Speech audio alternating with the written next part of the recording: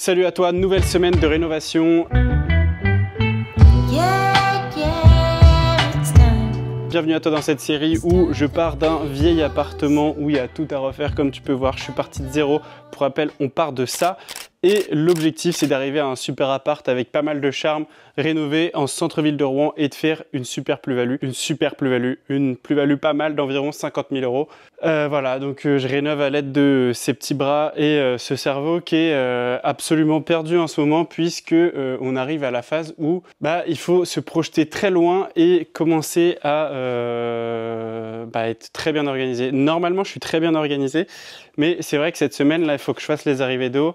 Mais j'ai aussi plein de petits trucs à finir, vraiment organiser la VMC, finir les dernières arrivées électriques, bref, plein de petites choses. Et là, je sais pas que je fais du surplace, mais presque, honnêtement. Bref, aujourd'hui, j'ai quand même commencé à tirer toutes mes arrivées d'eau. J'ai pas acheté la nourrice à Brico Dépôt puisque j'essaie de faire de l'argent au maximum. Il y avait des nourrices avec vannes moins chères sur Internet, donc je les ai commandées sur Internet et elles arriveront demain normalement si tout se passe bien. Donc j'ai quand même commencé à tirer mes câbles, à tirer toutes mes arrivées d'eau qui arrivent vers la nourrice. Donc ici on est dans la pièce d'eau, donc forcément j'en ai pas mal. Donc ici je viendrai mettre la nourrice. Donc qu'est-ce que c'est une nourrice? Une nourrice c'est, tu as un gros diamètre, tu as une grosse arrivée d'eau qui arrive dans un tuyau et il y a plein de sorties dans ce tuyau, tu vois. Et donc là, du coup il y aurait tous mes départs. Donc en général tu as une nourrice d'eau chaude, une nourrice d'eau froide. Tu as une arrivée d'eau froide pour un lave-vaisselle, tu as une arrivée d'eau froide pour un lave-linge, bref. Et tout ce qui nécessite des arrivées d'eau chaude, donc quand tu viens te laver les mains ou quand tu viens prendre ta douche, etc. Tout ça, il faut une arrivée d'eau chaude. Donc moins d'arrivée d'eau chaude que d'eau froide, mais tu as compris l'idée. Donc là, tu vois ici, ça c'est mon arrivée principale, ici, qui fait 25 de diamètre. Ici, j'ai tous mes départs qui font 16 de diamètre en multicouche, ce qui est plus facile. Et donc là, tout en haut, j'ai mon arrivée que j'ai coupée là et qui va avoir un raccord équerre qui va partir dans la cuisine. Ici, j'ai mes deux arrivées d'eau qui vont partir du coup à la douche et j'en ai un qui va continuer l'arrivée d'eau froide pour aller aux toilettes. De ce côté-là, j'ai arrivée d'eau chaude, arrivée d'eau froide de mon lavabo de la salle de bain. Et de l'autre côté, j'ai aussi mis l'arrivée d'eau pour la douche, donc eau chaude, eau froide. Je sais déjà que je vais galérer avec les nourrices et à raccorder ce 25 sur la nourrice. Je sais que je vais galérer. Mais là, j'ai déjà tiré tout le principal. Une fois que j'aurai branché la nourrice, une fois que j'aurai mis la nourrice, ce sera pas mal. D'ailleurs, avant ça, il faut que je mette un compteur que je n'ai pas acheté aussi et qu'il va falloir que j'achète. Bon, les copains, ça y est, je viens de faire mes achats de plomberie. J'ai quasiment, je crois, tout ce qu'il me faut, sauf que peut-être quelques oublis comme d'hab. Donc voilà. Donc j'ai acheté tout ce qu'il me fallait. Tu vas voir, ça m'a coûté une couille. Je vais te faire voir pour combien j'en ai eu. Et en plus de ça, j'ai appris hier soir que mon père avait une pince à sertir. Donc je vais arrêter avec mes raccords à compression puisque je n'avais pas envie d'investir sur une pince à sertir pour 20 raccords. Donc j'ai pris la pince à sertir de mon père puisque je ne savais pas, mais il a aussi une pince à sertir. En fait, je sais pas si tu vois, mon père c'est le genre de mec, tu vois, il y en a qui sont acheteurs compulsifs pour acheter des chaussures, des t-shirts, des conneries. Mon père, lui, dès qu'il n'a pas un outil, il est vexé, donc il l'achète. Voilà, dès qu'il a besoin d'un truc, il l'achète. Comme ça, c'est plus simple, même s'il en a besoin que d'une fois. Du coup, ça fait qu'il a tous les outils.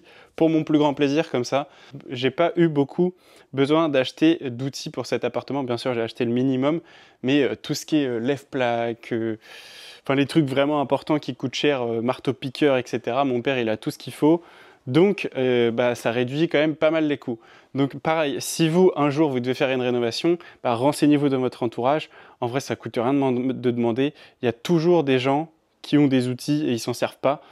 Donc, demandez-leur, ils vous les prêtent. Au pire, vous leur filez un petit billet, mais ça te coûtera moins cher que d'acheter plein de trucs que tu vas te servir qu'une fois si ça te plaît pas. Peut-être qu'un jour tu t'en resserviras. Enfin bon, bref, c'est peut-être pas aussi le moment d'investir dans des outils. Donc fais-les toi prêter. Moi, par exemple, sur mon premier appartement à La Réunion, j'avais zéro outil et j'avais pas forcément les moyens d'investir. Et j'avais un de mes collègues, un de mes chefs, avec qui je m'entendais très très bien. J'étais un peu son bras droit. Et il m'a prêté tous les outils qu'il avait. Il s'en servait pas depuis des années. Il m'a prêté tous ses outils. et ça m'a permis de rénover tout l'appartement. Enfin, il y avait beaucoup moins de choses à faire qu'ici, mais ça m'a permis de rénover tout l'appartement sans acheter d'outils. Donc ça, c'est vraiment incroyable. À la fin, je lui ai payé un resto et je lui ai filé un petit billet. Et tout le monde était content puisque lui, ses orties, ils dorment. Donc il était content de me les prêter, que je puisse avancer et que j'ai pas acheté. Enfin bon, bref. Donc si vous devez rénover un appart, demandez aux gens avant s'ils ont des outils avant de les acheter. Voilà, petit conseil. Du coup, regarde-moi ce que j'ai acheté. J'ai acheté donc juste ça là, donc dans le sac. Et ici, j'ai environ, même plus, hein, j'ai 350 € de matos. Donc ça, les petits raccords comme ça, bon, tu vois, ce raccord-là, par exemple, ça c'est 10 balles. Hop, ça c'est 7 balles quelque chose. Hop, pareil, un robinet comme ça, 7 balles. Là, ceux-là, je crois c'est quasiment 4 balles, enfin, voire 4 balles. 6 balles. Hop, 15 balles, cette merde. Enfin bon, bref. 5 balles chaque truc pour les nourrices, enfin bon bref, ça coûte cher, ça coûte cher. Donc d'où l'intérêt aussi de ne pas avoir acheté d'outils si tu peux ne pas avoir en acheté. Et de faire marcher la concurrence des magasins. Moi j'ai la grande chance d'avoir Brico Dépôt qui sont les moins chers. Je check, en général ce que je fais c'est que je check sur internet. Par exemple, je vais sur le site de Leroy Merlin, je vais sur les sites des trucs de magasins de bricolage qui sont proches de chez moi parce que je ne vais pas faire 30 minutes pour acheter 20 balles de raccord, tu comprends bien aussi. Mais du coup, j'ai la chance d'avoir Brico Dépôt qui est un des moins chers de la région, qui est juste à côté de chez moi, 10 minutes, ce qui me fait économiser du temps et de l'argent. Donc ça, c'est vraiment incroyable. Et pensez aussi à regarder sur Internet. Par exemple, moi, mes collecteurs, là, mes 2 nourrices, je les ai achetés sur Internet puisque c'était moins cher. Exemple tout con de trucs à éviter qui font perdre du temps, tout comme je viens de le faire. Ce matin, j'ai reçu mes 2 nourrices. Je les ai commandées sur Internet parce qu'elles étaient beaucoup moins chères et que c'était livré en 24 heures. Donc, c'est ce que j'ai fait. Donc, j'ai commandé mes 2 nourrices, mais elles étaient c'était exactement les mêmes en magasin. C'était la même marque et tout. Et elles font 28 de diamètre. Donc là, tout à l'heure, ce que j'ai fait, c'est que je suis allé acheter des supports de nourrice, c'est marqué 28 de diamètre, comme mes nourrices. Donc je me suis dit parfait, j'ai pris le support sans même regarder si, avec les modèles que j'avais en expo, par exemple, j'aurais pu essayer. Et en fait, là, quand j'essaie de faire mon montage, on voit que ma nourrice, elle n'est pas du tout serrée par le collier. Donc, il a fallu que, vu que je voulais faire mon montage aujourd'hui, pour être sûr de ne pas avoir tiré tous ces câbles dans le vide et être sûr que je puisse les fixer au bon endroit, etc.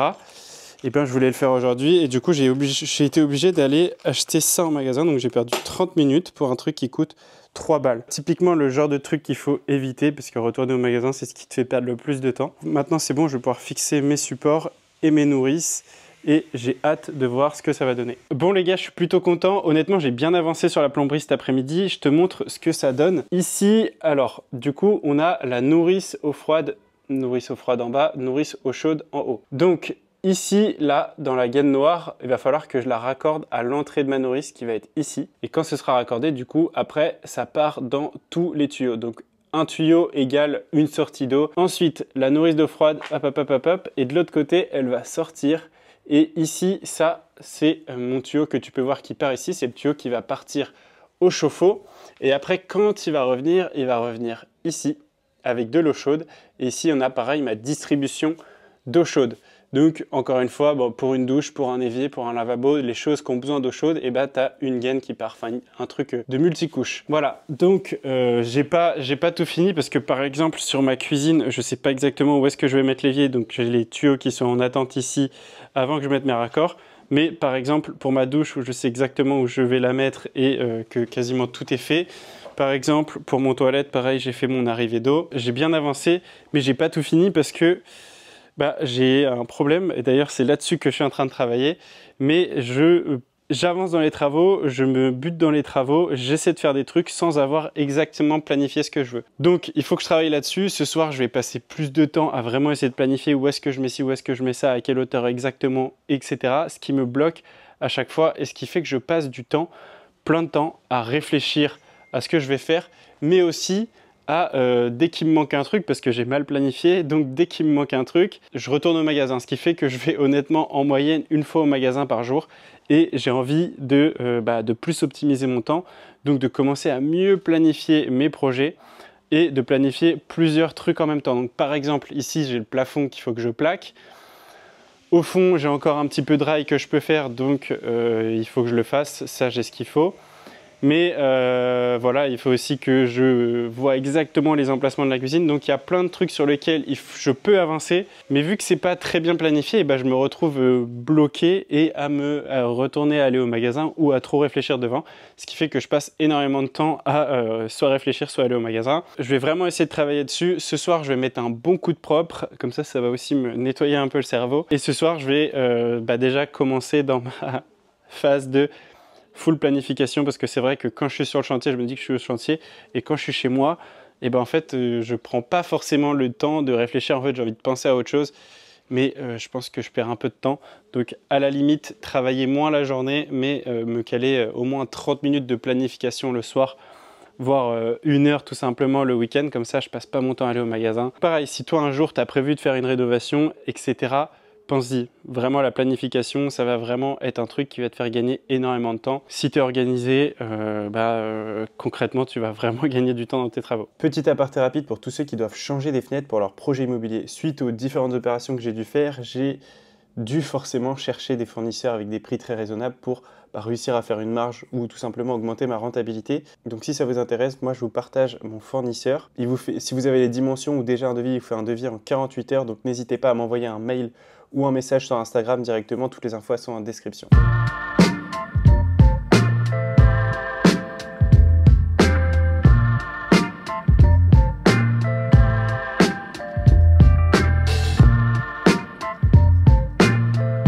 Bon, je suis content les gars, j'ai bien avancé ce matin et je me suis fait une vraie liste de tout ce qu'il fallait que j'achète pour finir les évacuations et finir toutes les arrivées sauf la cuisine puisque j'ai pas encore le plan, là, elle est hyper dure à aménager.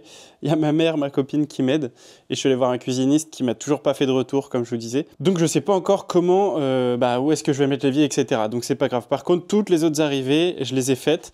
Donc ici, l'arrivée du lavabo de la salle de bain. Ici, je vais mettre le robinet d'arrivée de la machine à laver. Ensuite, de l'autre côté, j'ai repositionné un petit peu ma douche. En gros, ce que j'ai fait du coup, c'est que je suis venu positionner mon rail d'en bas pour avoir mes 120 d'épaisseur et faire en sorte que mes câbles y passent aussi ici. Ici, du coup, après, je suis venu tracer combien ferait mon toilette, après combien ferait ma douche, et donc le milieu de ma douche, il sera là. Donc j'ai fait mes arrivées, je les ai pas encore fini. Mais voilà, ici j'ai l'arrivée du toilette, et ici j'ai l'arrivée du lavabo de l'autre salle de bain. Bref, donc ça c'est pas mal. Il me manquait forcément quelques trucs que j'ai fait une énorme liste et je suis allé acheter pour éviter de retourner 15 fois au magasin. Et j'ai aussi fait une liste pour commencer les évacuations. Donc du coup, évacuation du lavabo, évacuation de la machine à laver et du chauffe-eau, puisque j'avais pas forcément pris en compte, mais sur le chauffe-eau, il y a une petite évacuation à cause de la condensation qui est créée en chauffant. Et après, pareil, il va falloir que je fasse l'évacuation qui arrive ici. Et ça va être assez technique puisque j'ai une colonne qui va du coup monter comme ça. Et ça va être assez technique parce que je vais avoir pas mal d'arrivées qui vont arriver ici. Et il va falloir que tout se goupille à peu près à la bonne hauteur. Voilà la mission de l'après-midi, évacuation et finir toutes mes arrivées d'eau.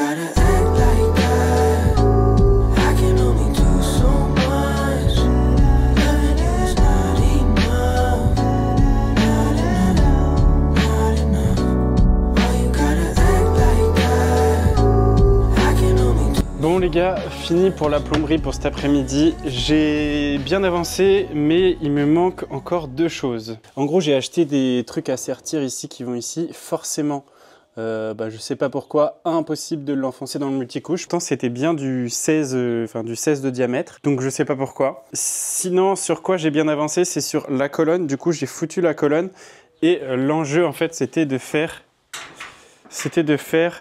tout ça avant. Donc hop, faire la douche, le toilette et faire l'évacuation aussi du futur lavabo qui va y avoir là. Et pour ça, j'ai dû refaire, j'avais pas fait les choses dans l'ordre. Normalement, je pense qu'il faut faire l'évacuation d'abord, je sais pas où, alors je m'y suis très mal pris. Et je l'ai mis forcément tout pile à la hauteur qu'il fallait. Donc j'ai dû tout enlever pour tout remettre. Ouais, je suis plutôt content du résultat. On va voir ce que ça donne. Là, il me manque pas grand chose. Il faut que je finisse de rallier parce que du coup forcément les deux là, celui-là aussi c'était exactement le même, j'ai acheté exactement le même embout qui ne rentre pas dedans. Et ici j'ai les 2 tuyaux du chauffe-eau, mais je pense qu'il faut d'abord Alors je sais pas, hein, il faut que je vois, mais j'ai envie qu'il soit pas trop visible et qu'il ressorte pas et que j'ai pas un flexible de 50 cm jusqu'au chauffe-eau. Donc il faut que je réfléchisse avant, il faut que je sache exactement la hauteur du chauffe-eau.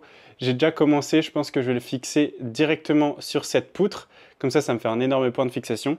Et ici, je vais rajouter un chevron qui va venir du coup en travers comme ça, qui va venir écraser mes deux rails. Un chevron de 45 pour être exactement à la même, à la même épaisseur qu'ici. Ce qui me permettra d'avoir un vrai point de fixation pour mon chauffe-eau, parce qu'un chauffe-eau, quand il est rempli d'eau, ça pèse, ça dépend du poids du chauffe-eau que tu prends. Mais moi, ça va être à peu près 120 kg quand il sera rempli d'eau. C'est pour ça que je vais me fixer sur la grosse poutre en haut et que je vais rajouter des chevrons. J'ai bien avancé dans pas mal de réflexions, donc ça c'est cool. Et là, j'en ai clairement un peu marre de la plomberie. J'ai noté tout ce qu'il me fallait.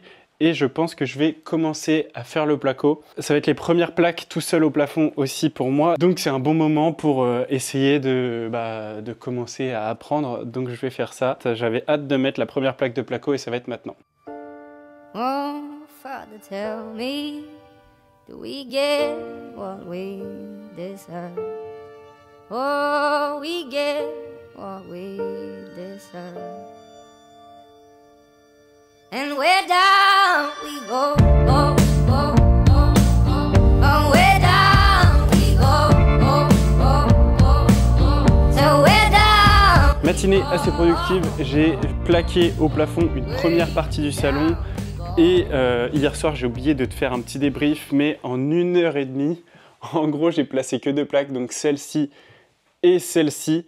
C'était un peu compliqué parce qu'il y avait les renfoncements ici et en fait, vu que je voulais faire des découpes assez propres sur les côtés, je me suis retrouvé à être un petit peu coincé, j'arrivais plus à bouger la plaque, j'ai dû faire au cutter et tout ça à chaque fois. Donc voilà, ici pareil. En plus de ça, vu que je suis un peu con, j'ai foutu les plaques ici, ce qui fait qu'hier soir j'ai été obligé de mettre le lève-plaque là-dessus. C'est pas terrible. Et là je suis en train je vais devoir faire la même chose ici. Il va falloir que je mette la deuxième plaque et c'est pareil, j'ai mes trucs qui sont juste là, quoi. J'ai mes plaques qui sont là. Donc ça va être la galère, je sais pas trop comment je vais faire, mais il y a moyen que je remette le lève-plaque sur les plaques, hein. Si j'ai pas le choix, j'ai pas le choix. Mais du coup, il est déséquilibré, la plaque elle part d'un côté, je suis obligé d'utiliser un gros été parce que j'ai pas de petit évidemment. Enfin bon bref, voilà, compliqué, mais on avance et je suis content d'avoir mis mes premières plaques. Tout de suite, ça fait beaucoup plus propre et je me projette déjà sur les murs périphériques que je ne vais pas tarder à faire pour le salon, je pense. Comme tu as pu le voir, j'ai posé mes premières plaques hier et vu que j'étais hyper déter et j'étais hyper content, j'ai chopé une déter de fou et j'ai terminé à 21h hier et j'ai fini à la lumière, hein. Clairement, là, tu peux la voir là au milieu. J'ai fini à la lumière, donc je crois que je t'avais déjà fait voir, mais j'ai fait tout le plafond ici et je suis aussi venu plaquer mon couloir ici et j'ai fait la laine de verre, hop, ici, du coup tout là où j'ai plaqué, j'avais pas mis la laine de verre donc j'ai dû la mettre avant et j'ai aussi fait la laine de verre du comble là et celle du comble ici. Donc voilà, ici en gros j'ai mis à peu près, j'ai mis 2 fois 100, donc entre les solives j'ai mis du 100, hop, hop, et après j'ai remis un 100 comme ça. Donc ici j'ai 200 mm d'épaisseur. Du coup je suis assez content parce que les premières plaques me font dire que là ça va commencer à aller vite.